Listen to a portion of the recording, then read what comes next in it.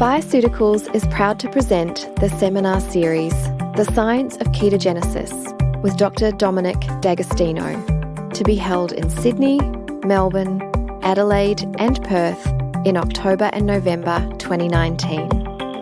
Join Professor D'Agostino as he focuses on nutritional ketosis research and how we can harness this physiological state to improve neurological health, biomarkers of metabolic health, and stress resilience. For more information and to register for this event, please click on Seminars and Symposiums under the Education tab at bioceuticals.com.au.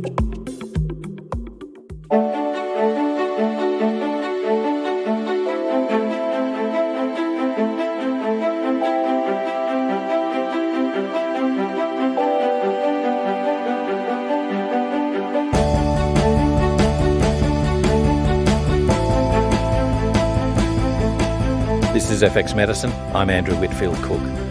Joining us on the line today is Dr Dominic D'Agostino. He's a tenured associate professor in the Department of Molecular Pharmacology and Physiology at the University of South Florida.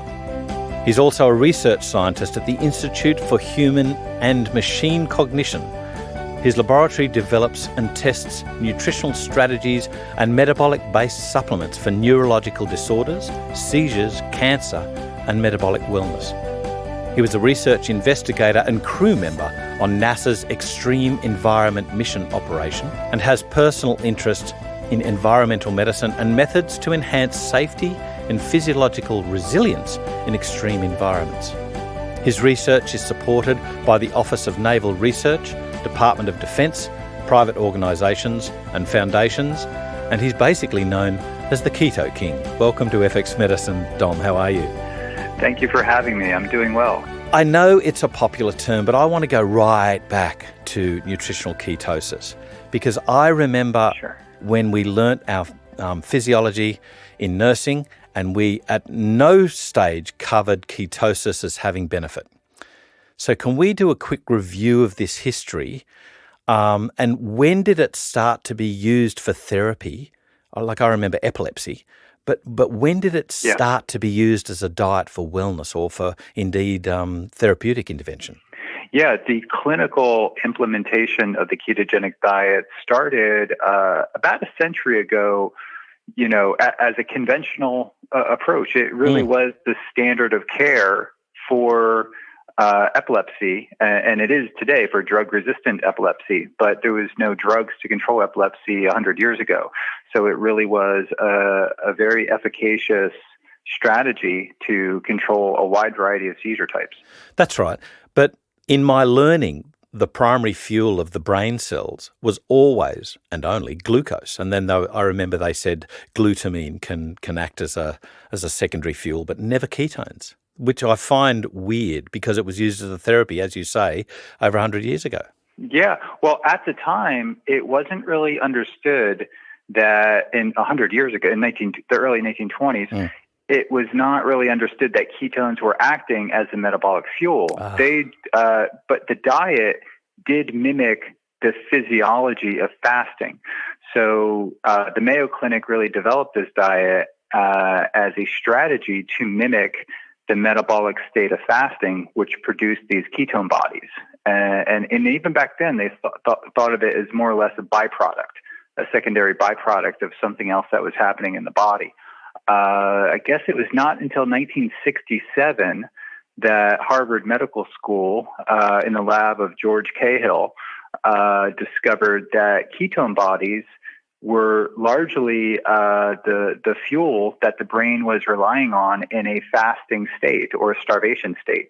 And about 70% of brain energy metabolism was derived from ketone bodies. And it was a seminal study that really changed the way we thought about brain energy metabolism. Because prior to 1967, it was thought that glucose was really the exclusive fuel for the brain, and maybe glutamine to a small extent, and or glutamate and maybe lactate, but they thought that was only maybe contributing maybe 2 to 5%.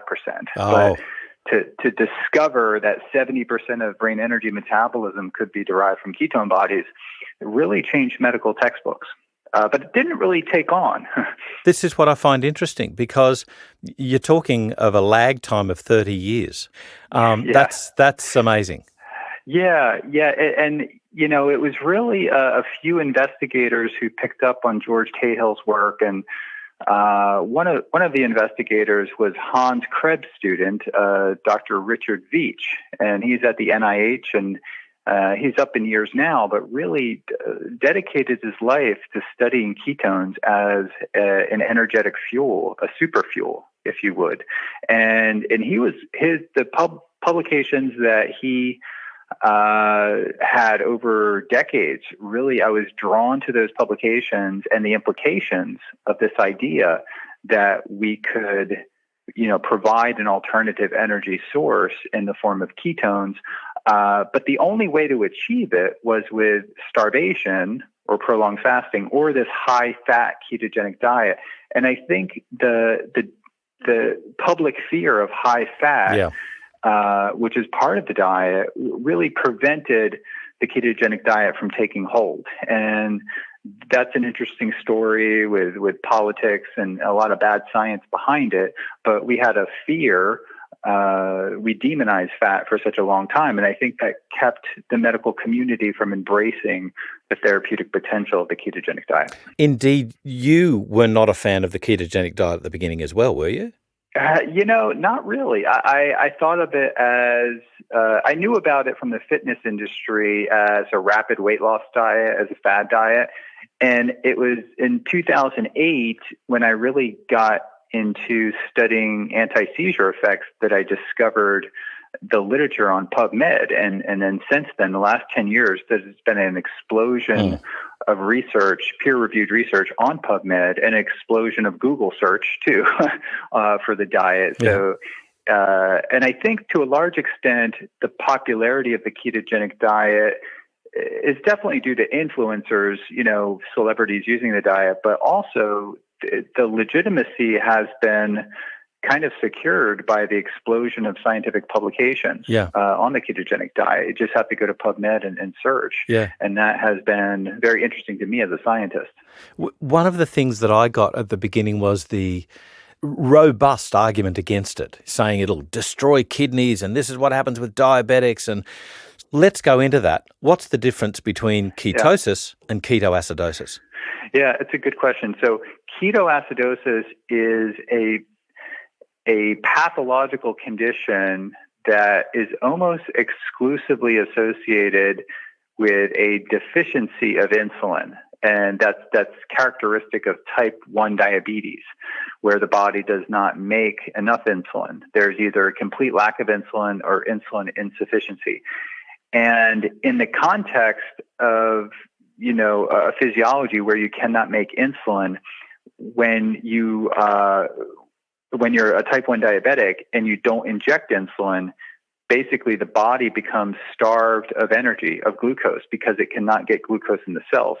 So what it does as a survival mechanism is that you have a runaway ketogenesis. The liver makes massive amounts of ketones, and your blood glucose is very high on top of that. So you have very high ketones, 10 times higher than what you would get on a nutritional ketosis with normal physiology.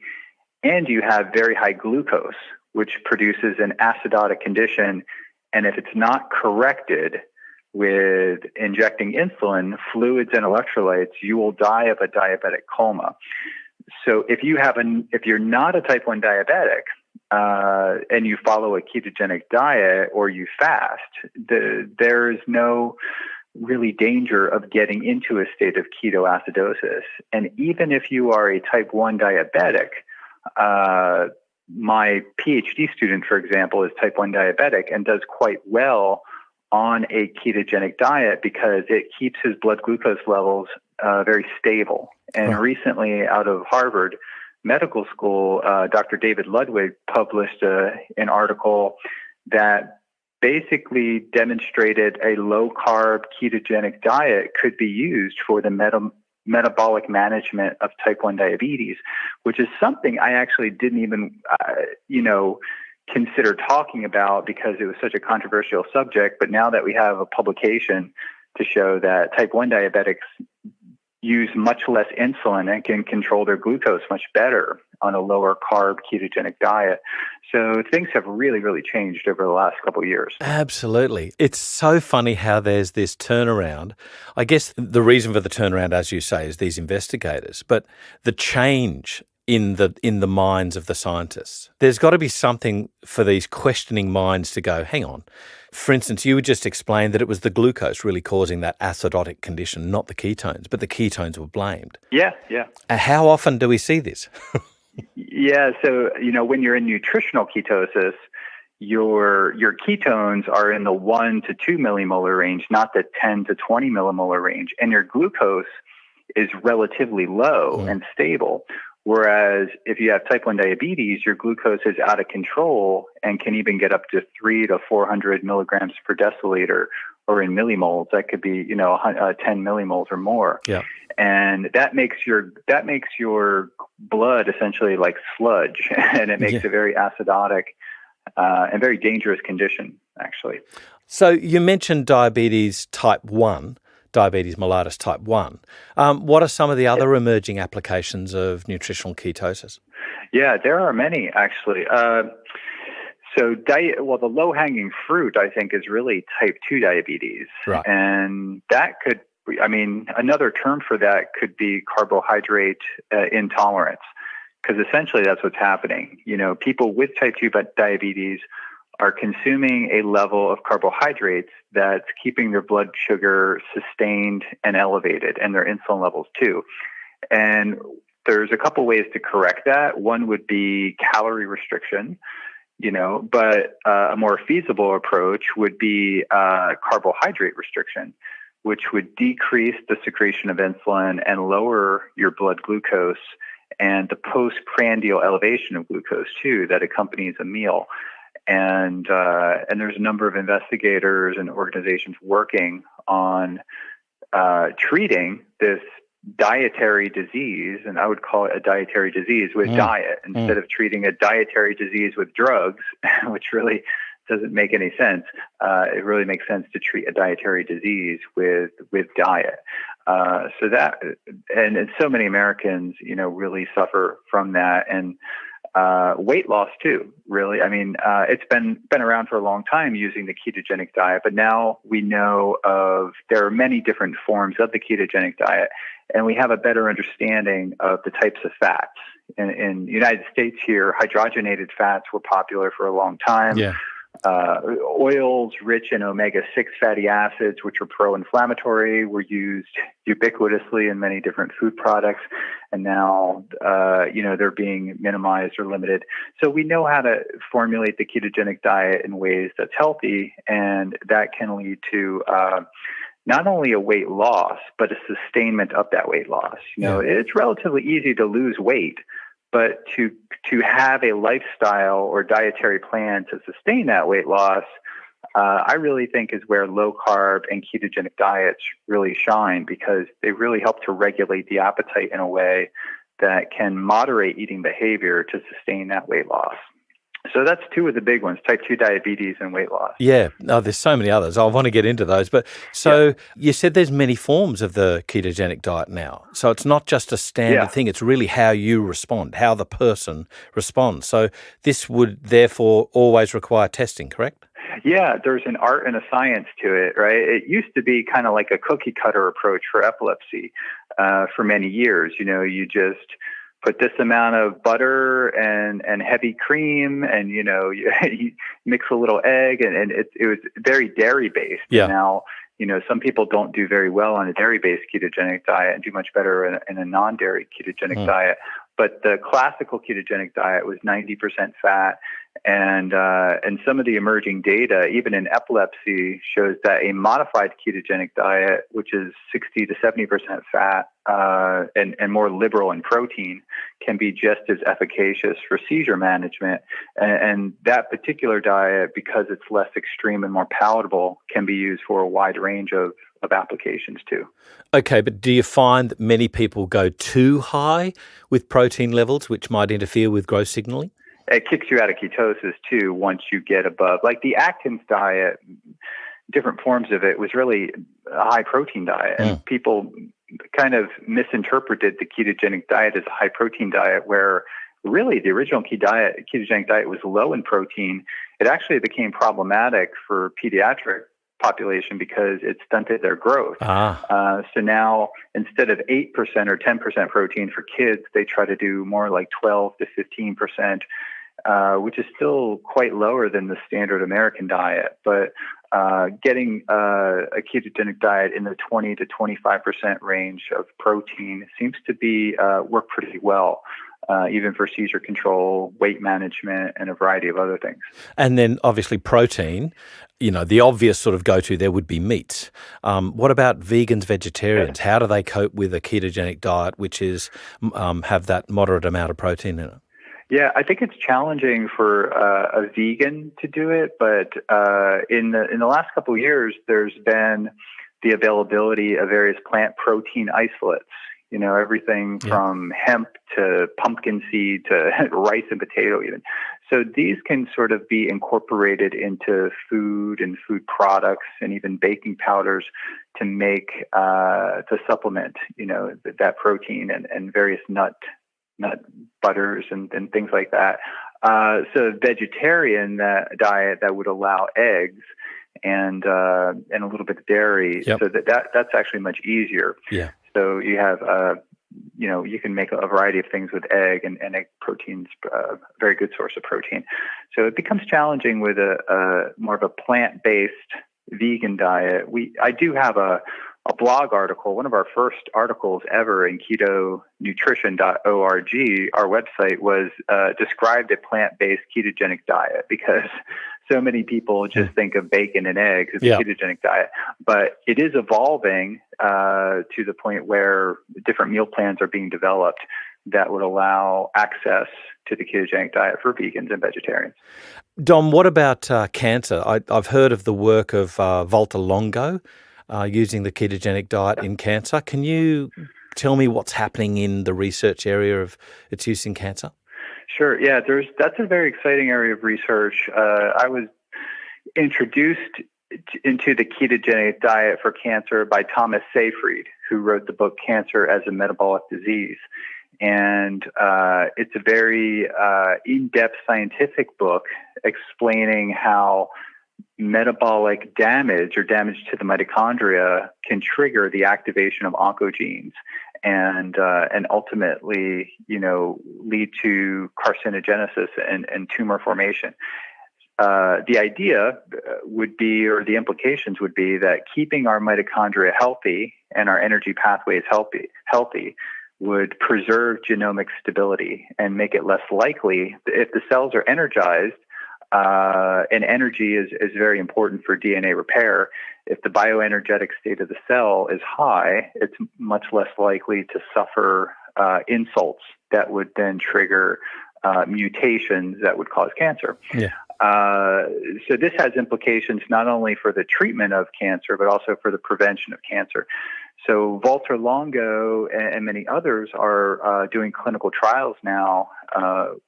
In 10 years ago, there was maybe one or two government-registered clinical trials, maybe one or two. And now there's about 25 to 30 registered clinical trials, ongoing trials, using the ketogenic diet, usually as an adjuvant, in some cases as a standalone therapy when standard of care has failed. Yeah. But typically, as an adjuvant. And there's many reasons why the ketogenic diet works, because it's not only about lowering blood glucose.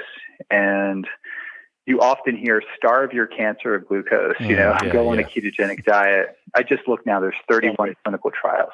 So the ketogenic diet reduces insulin and IGF-1 signaling, which drive cancer growth and proliferation. It reduces inflammation, it reduces angiogenesis, it reduces invasiveness and metastasis of the cancer. An interesting topic of cancer biologists is the alteration of gene expression by ketones.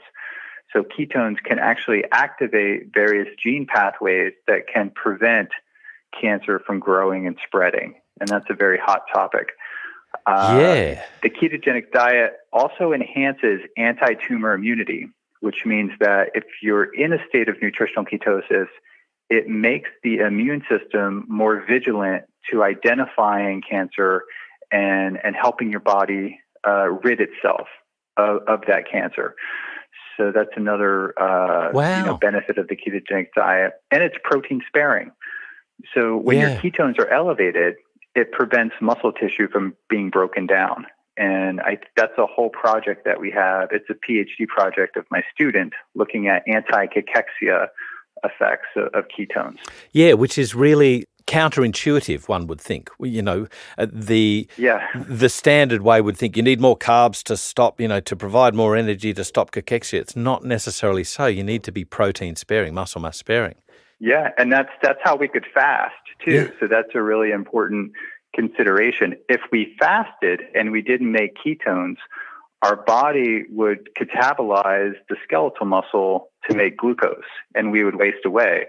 But because we have, even a lean person has 20 or 30,000 calories of fat, if we liberate that fat, then we make ketone bodies from the fat, and those ketone bodies prevent our body from needing massive amounts of glucose to run the brain and the heart. Yep. Because your heart and your brain run really efficiently off ketone bodies.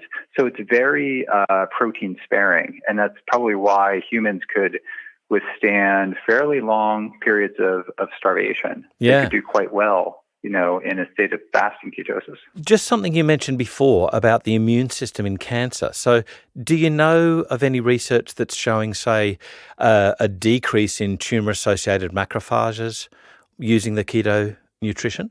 I know TNF-alpha, IL-1 beta, these pro-inflammatory drivers. Hijackers of the immune system, are kind of knocked down. And the sort of the natural killer cells and various, and it really depends on the individual patient. But Adrian Scheck is doing a lot of work in this area, and we just started working in this area. But it tends to augment the immune system in a way that, because it's knocking down some of the pro-inflammatory cytokines, the immune system becomes more sensitive to detecting the presence of cancer in the body. And that's sort of the ongoing theory.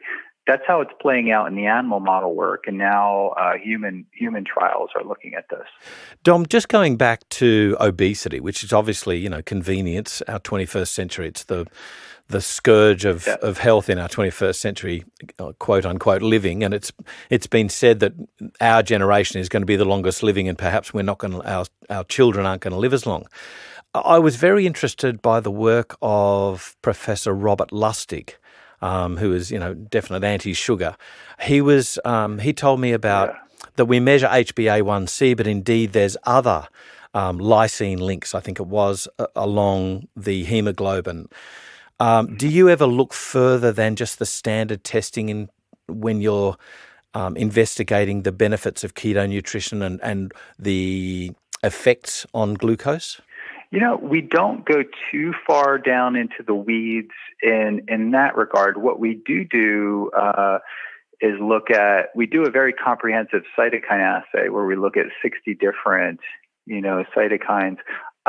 We do have a standard kit where we look at, hemoglobin, A1C, insulin, glucose, ketones, a lipid profile, and I mentioned insulin, and we look at all this, in a snapshot, and triglycerides too, of course.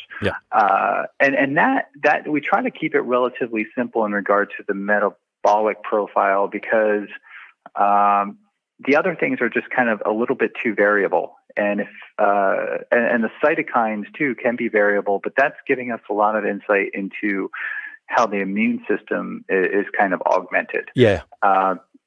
We do have the tools for that, but we haven't really delved too deep into some of the other aspects? Well, I guess we do in regards to global metabolomic profiling. So we actually look at up to 4,000 different metabolites. And typically you see a lot of things that don't make sense, but out of the 4,000, typically you see about 70 to 80 different metabolites that do shift in really significant ways.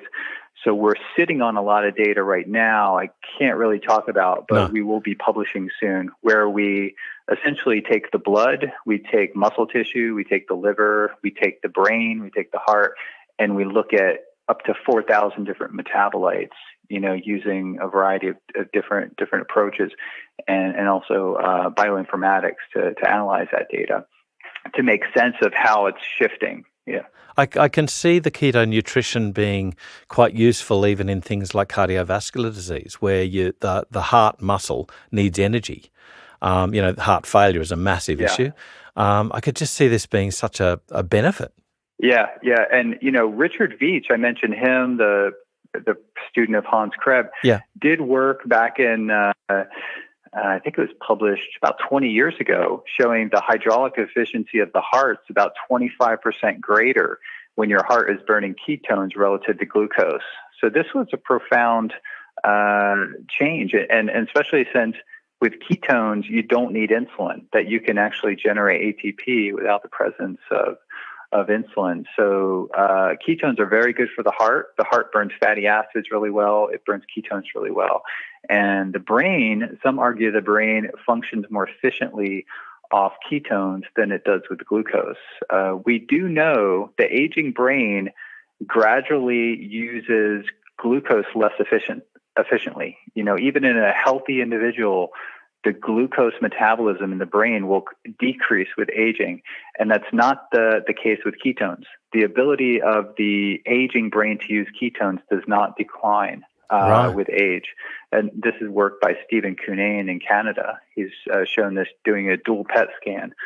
So that's some pretty exciting work, basically demonstrating that ketones could help maybe restore brain energy metabolism, that's associated with cognitive decline with aging. Again, keto is never in the orthodox world considered for, dementia, which is a massive scourge in our society. It's a fear, indeed, for the future. Yeah, it is. And, we don't have a cure for Alzheimer's disease, which is a terrible disease. And I've known people who've had it. So I think prevention is key too, but we do know that ketones offer the ability to increase brain energy metabolism and help to symptomatically. It can right now help with Alzheimer's disease. And I think there's different people have the etiology of Alzheimer's disease is largely unknown. And I think there's a subtype of Alzheimer's that's very responsive to these metabolic interventions. And I would say anywhere from 30 to 50% of people with Alzheimer's disease have a fairly significant, response to a metabolic intervention like diet, especially ketones, elevating blood ketones. And this is a very active area of research right now. Some of it's published and some of it's ongoing studies, clinical trials that are being conducted now that take several years before the final data are collected. But I'm aware of some studies that look very, very encouraging.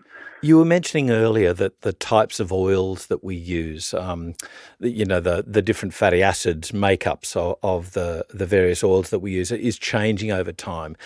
There was a really great film, That Sugar film, which exposed that it was a political arena, a sort of support of the farming industry, the agricultural industry way back in the sort of 50s and 60s, which had this sort of high fructose corn syrup come as being the subsidized go-to cash crop for our farmers. Are you finding that that's changing, that the political landscape, the support, the actual farming practices are changing? Or is this from the other end, from the demand? Yeah, well, I think... there's, So the supply, I mean, demand will dictate, the suppliers, as sure. I'm on my farm right now. So we have a 24-acre farm here. Yeah. And what we're deciding to grow is kind of dictated by the demand of the stores around us, Right. What's selling, what prices, what's selling. So we are actually considering growing avocados here, because that's in pretty high demand and they sell very well here. And, 10 years ago, that really wasn't the case.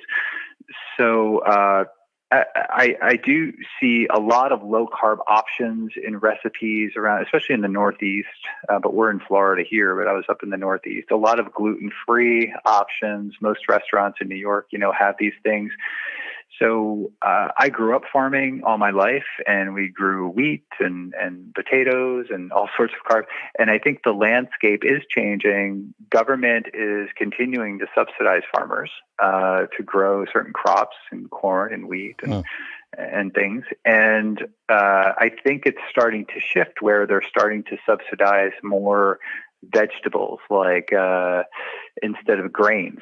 And I'm actually, from the Agricultural Association starting to see various subsidies for farmers to grow different types of crops that would be more in line with less carbohydrates and less grains and more vegetables that could be part of low carb ketogenic sort of diets. Yeah. And that's interesting to see. And that has actually happened over the last 5 years, maybe 10 years, but over the last 5 years, increased subsidies for different types of crops, less subsidies for grains and more subsidies for vegetables that would be more in line with low carb diet. That's an amazingly quick change from a political landscape. It's slow, but it is changing in that way. And I think it's driven by a number of factors, but it is starting to change. So, and that's good. And maybe I think there'll be a tipping point where, as the change happens, the change will start to happen faster, especially if it's driven by the demand. Obviously, you see this sort of patient person, you've got this avid interest in keto nutrition, so you're sort of honed towards that, let's call it selection bias. But do you see that more and more the average American is becoming interested in lessening their waistline and looking at options like keto nutrition? Yeah, I think so. I live a little bit in the bubble of academia and people that are more kind of up on this area of science, and I definitely see it. I mean, in my travels, I run across people who are just they've heard about low carb and ketogenic diets, and they're interested in understanding more. And people genuinely become engaged and interested in things that can make them look better. Yeah. Even, I'm interested in making people healthier and feel better, but generally our society is very interested in looks. And if it can make you lose weight and give you more energy, that will get their attention. And that's that does happen. I mean, that's happened with me. Not everybody, the ketogenic diet is not for everybody. It's not a one size fits all. You really need to experiment and find out what works for you. But it's pretty clear what is not working. What's not working is processed carbohydrates and sort of this processed food. So a shift towards this way of eating can really make a big difference in a person's health and well-being. What about the shift in, as you say, academia? What about dietitians who, traditionally it was carbs all the way?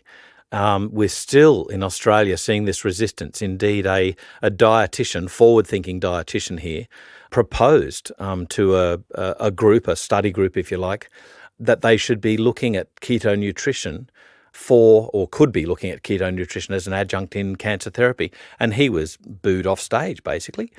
Do you find that the orthodox teaching of nutrition is changing? Yeah, I think it's being driven, and it should be driven by the science.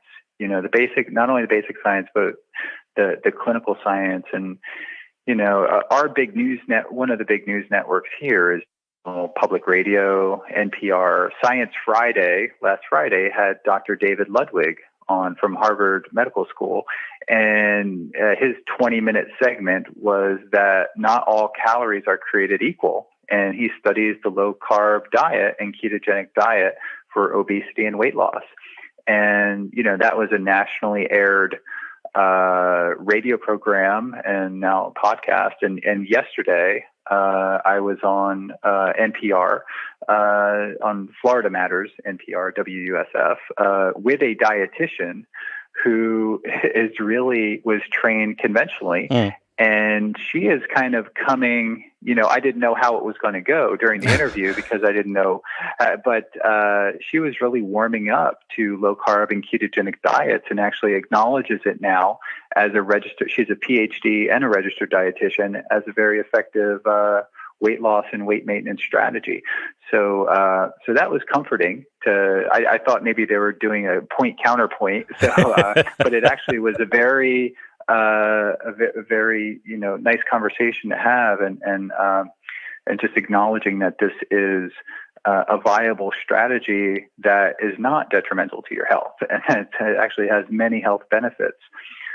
So the landscape is changing, and I went through, in my undergrad, I went through a conventional registered dietitian nutrition science program, and the diet was not looked upon fondly. But I think now nutrition programs, because the diet is so popular in the media and people recognize that it does work and it really changes many aspects of your health, that they are incorporating this into a discussion, into nutrition programs, and it will probably be part of the curriculum as things move along, as the science emerges. Yeah. And I think it should really be driven by the science.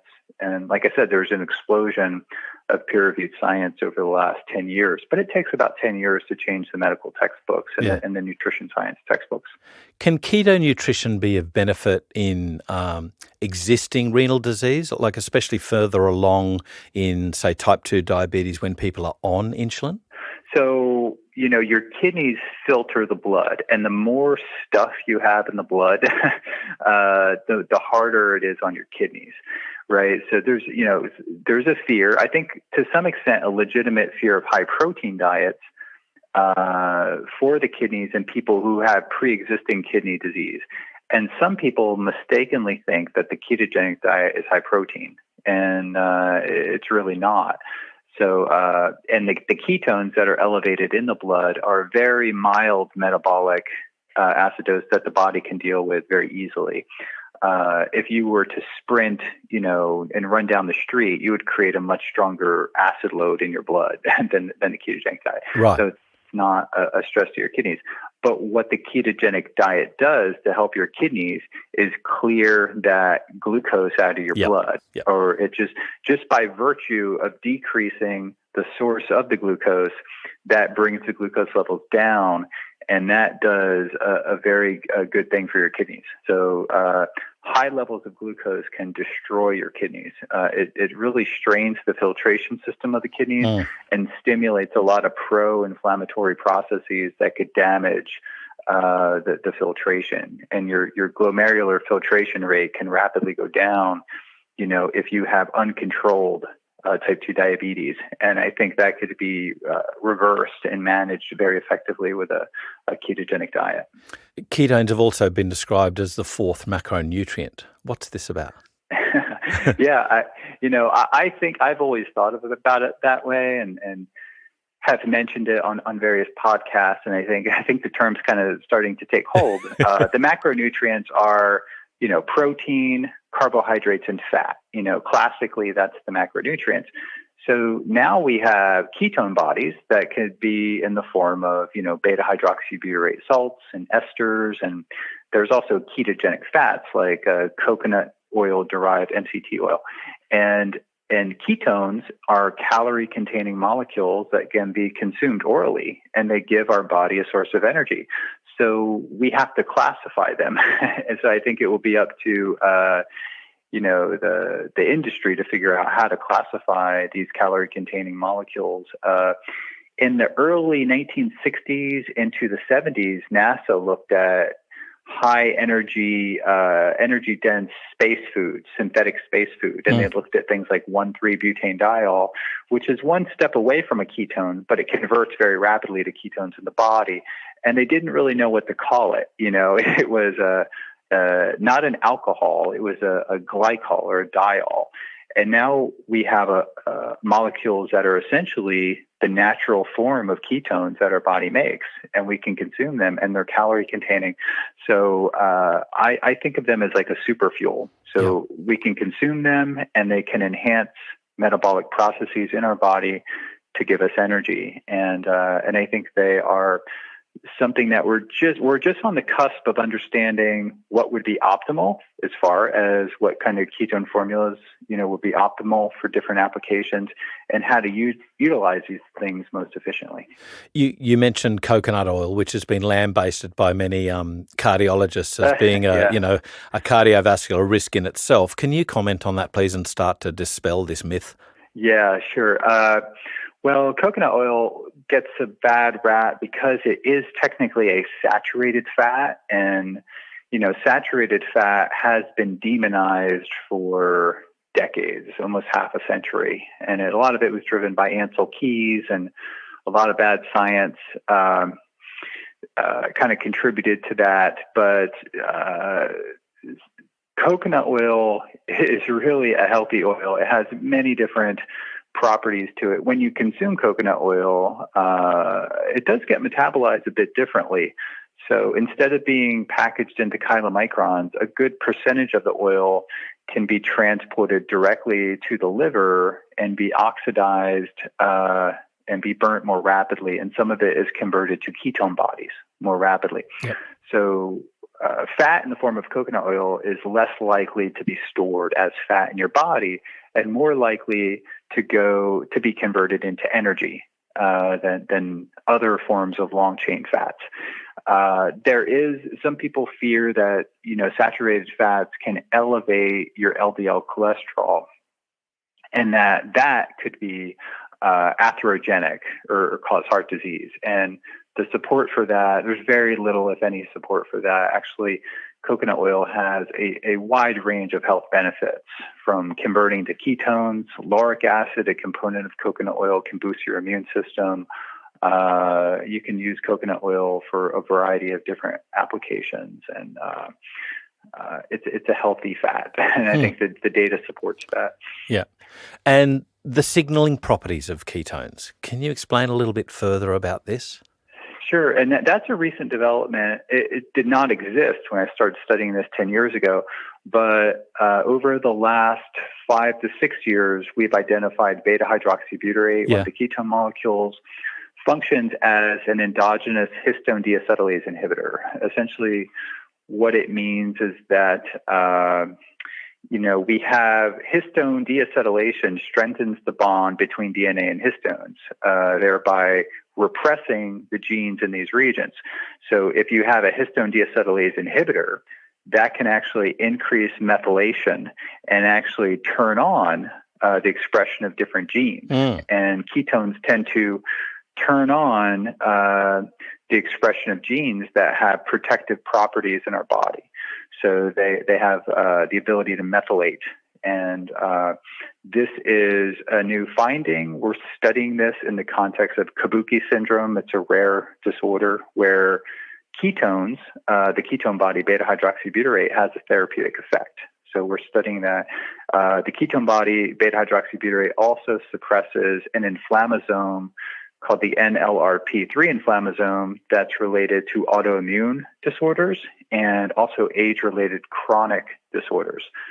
So the ketone suppresses that inflammatory pathway and thereby can suppress systemic inflammation associated with a wide variety of age-related chronic diseases. So these are very hot areas of research right now. And it's important to acknowledge that the ketones are not working by altering energy metabolism. They're working more like a hormone or a drug and impacting different receptors and different pathways independent of metabolism.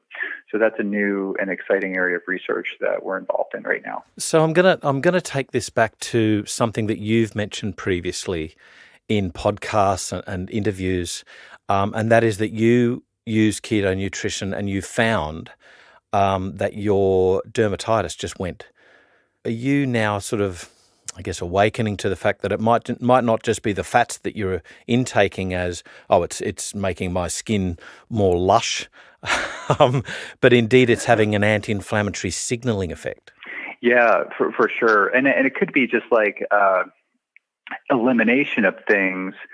In a normal diet, I was eating more dairy and I was eating grains, 10 years ago or more. Yep. And I had eczema, which is a skin problem that I suffered with for a long time. And it was only until I got sugar and grains out of my diet and decreased the amount of dairy protein. I still consume dairy every day, but more dairy fat. And not a little bit of dairy, a little bit of cheese here and there.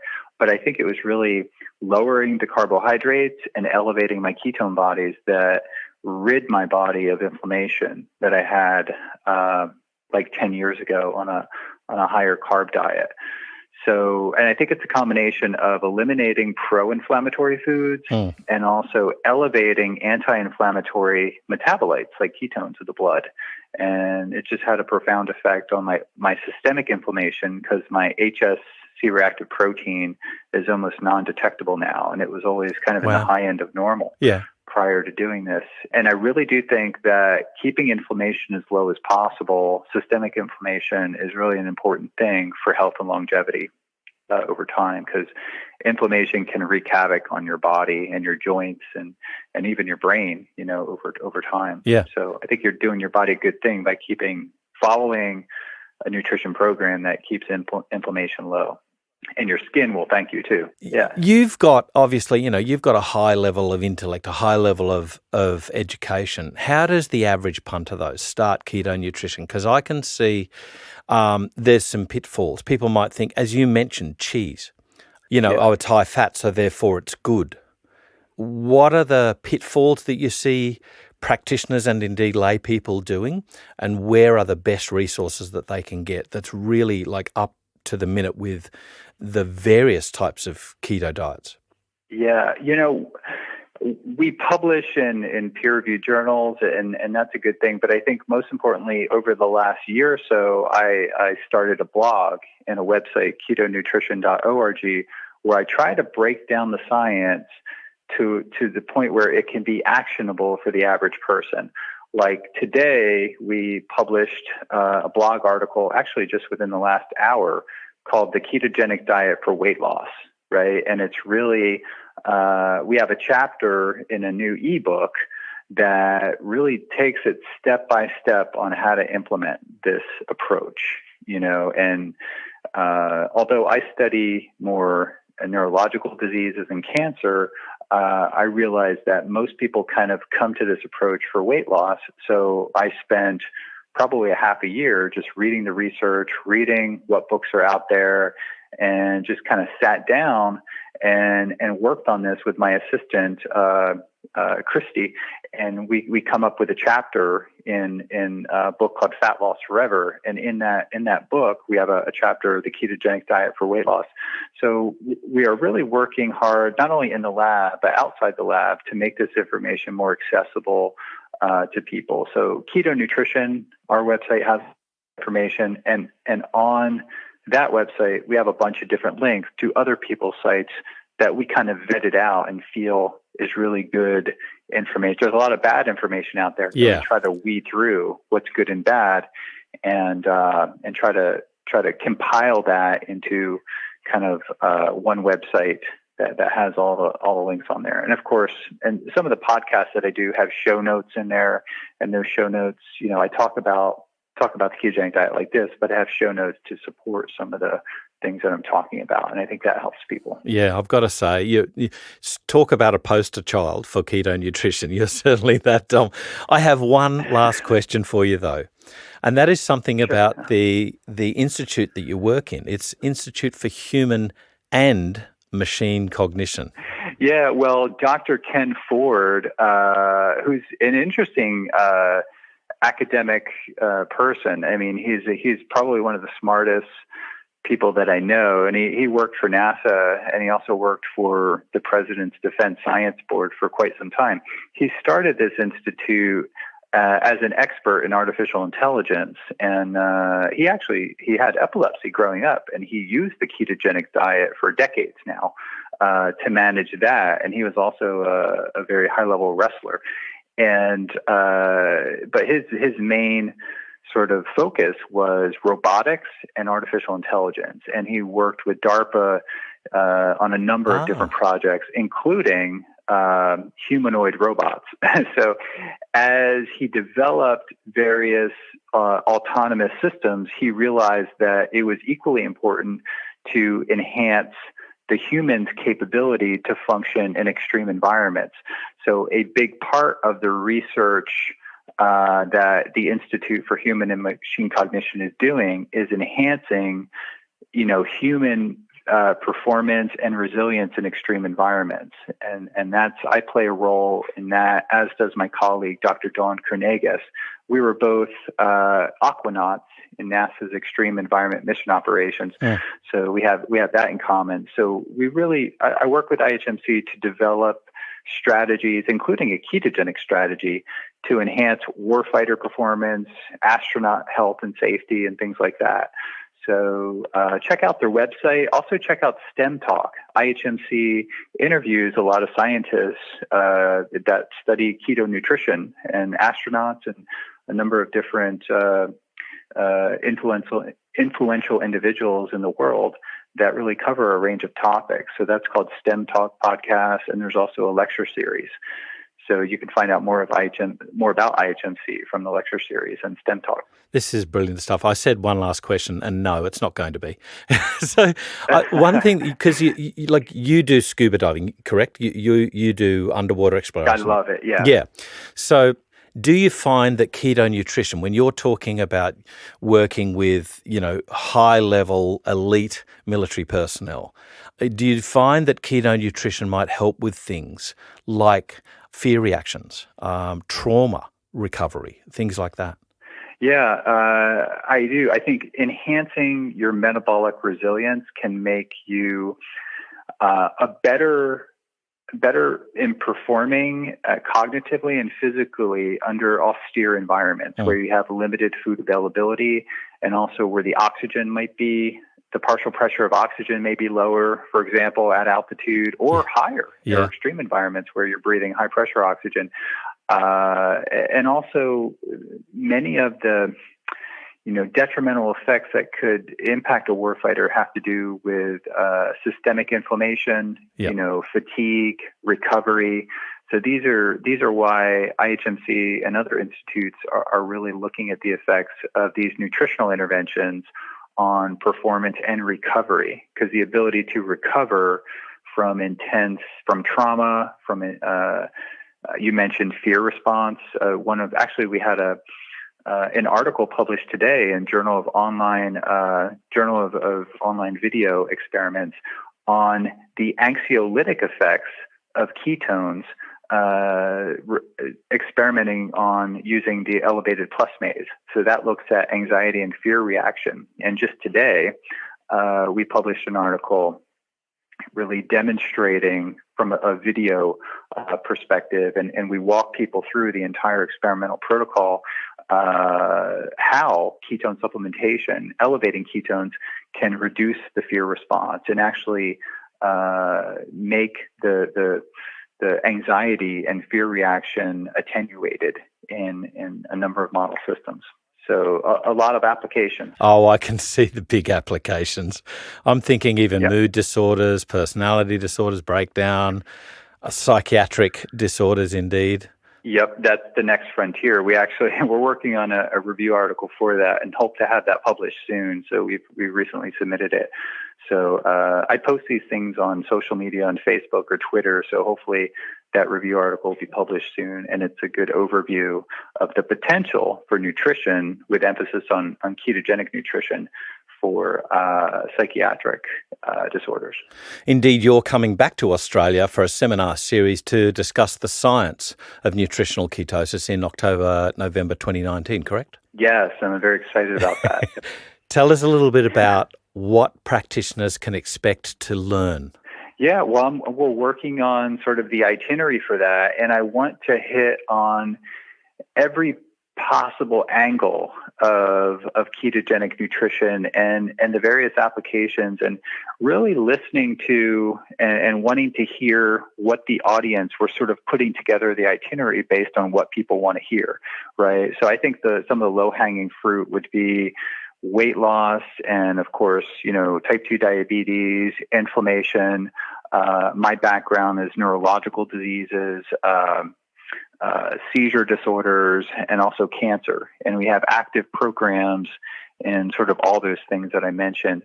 And I think most importantly, too, I want to have, specific talks on practical implementation and practical applications of this. Like, how do you do it? Start with this step. And here's an example of a meal plan, of a typical meal plan. If you're a vegetarian, here's an example of a meal plan for that. If you want to follow a plant-based ketogenic diet, so here is some examples of that. Here's how you measure your blood ketones. Here's some of the equipment that we use that's commercially available, things like that. Here's some of the, ketone supplements and ketogenic foods that can help you along your journey implementing this approach. So hope to hit on a wide range of things. I could talk to you for hours, and I think I will at the seminar series.